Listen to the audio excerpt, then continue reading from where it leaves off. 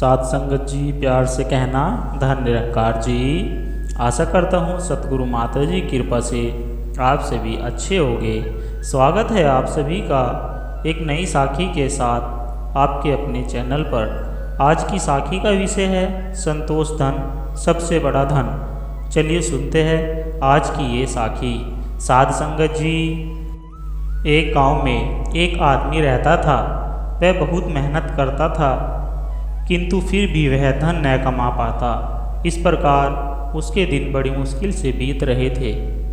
कई बार तो ऐसा हो जाता कि उसे कई दिनों तक सिर्फ एक वक्त का खाना खाकर ही गुजारा करना पड़ता था। इस मुसीबत से छुटकारा पाने का कोई उपाय उसे नहीं सूझ रहा था। एक दिन उसे एक महात्मा जी मिल गए। उसने उन महात्मा जी की खूब सेवा की। महात्मा जी उसकी सेवा से प्रसन्न हो गए और उसने भगवान की आराधना का एक मंत्र दिया। मंत्र से कैसे प्रभु का स्मरण किया जाए उसकी पूरी विधि भी महाराज जी ने उसे बता दी। वह व्यक्ति प्रतिदिन उस मंत्र से भगवान का स्मरण करने लगा। कुछ दिन मंत्राधारण करने पर देवी उसके सामने प्रकट हुई। देवी ने उसे कहा, मैं तुम्हारी आराधना से प्रसन्न हूँ, बोलो क्या चाहते हो, निर्भय होकर मांगो। साध संगत जी, देवी को इस रूप सामने प्रकट देख वह व्यक्ति एकाएक घबरा गया। क्या मांगा जाए यह वह तुरंत तय नहीं कर सका, इसलिए हड़बड़ाहट में बोला, माता इस समय तो नहीं, हाँ मैं कल आपसे मांग लूँगा। देवी जी कल प्रातः आने के लिए कहकर अंतर्ध्यान हो गई। घर जाकर वह व्यक्ति सोच में पड़ गया कि देवी से क्या मांगा जाए। उसके मन में आया कि रहने के लिए घर नहीं है, इसलिए वह मांगा जाए। घर भी कैसे मांगा जाए, वह उस पर विचार करने लगा। ये जमींदार लोग गांव में सब लोगों पर रोब जमाते हैं, इसलिए देवी से वह मांगकर मैं जमींदार हो जाऊं तो अच्छा रहेगा। यह विचार कर उसने जमींदारी मांगने का निर्णय लिया। इस विचार के आने के बाद वह सोचने लगा कि जब लगान भरने का समय आता है तब ये जमींदार भी तो तहसील साहब की आरजू मन्नतें करते हैं। इस प्रकार इन जमींदारों से बड़ा तो तहसीलदार ही हुआ, इसलिए जब बनना ही है तो बड़ा तहसीलदार क्यों न बन जाऊं। इस प्रकार विचार कर वह तहसीलदार बनने की इच्छा करने लगा। और वह इस निर्णय से खुश था, लेकिन उसके मन में विचार समाप्त नहीं हुआ और कुछ देर बाद उसे जिलाधीश का ध्यान आया।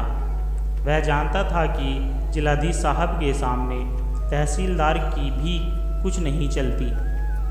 तहसीलदार तो भीगी बिल्ली सा बना रहता है। जिलाधीश के सामने इस तरह उसे अब तहसीलदार का पद भी फीका लगने लगा।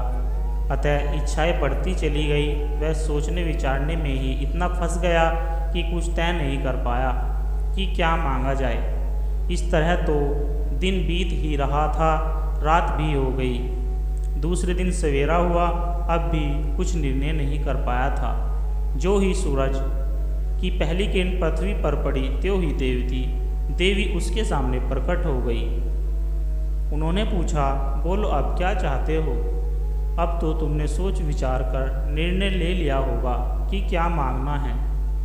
साध संगत जी, उसने हाथ जोड़कर उत्तर दिया, देवी मुझे कुछ नहीं चाहिए, मुझे तो सिर्फ भगवान की भक्ति और आत्म संतोष का गुण दीजिए, यह मेरे लिए पर्याप्त है। देवी ने पूछा, क्यों भाई, तुमने धन दौलत क्यों नहीं मांगी।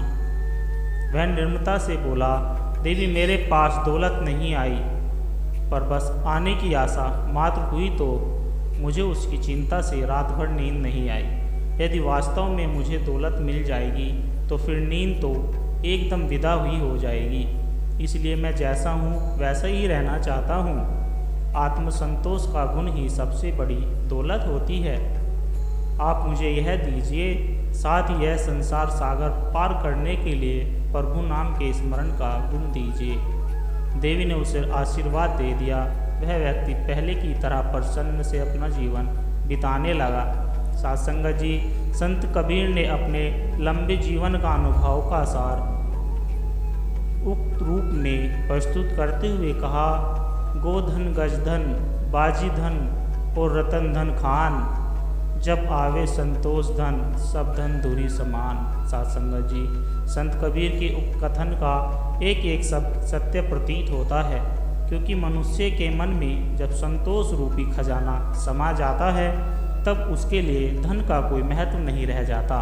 साथ संगत जी, प्यार से कहना, धन निरंकार जी।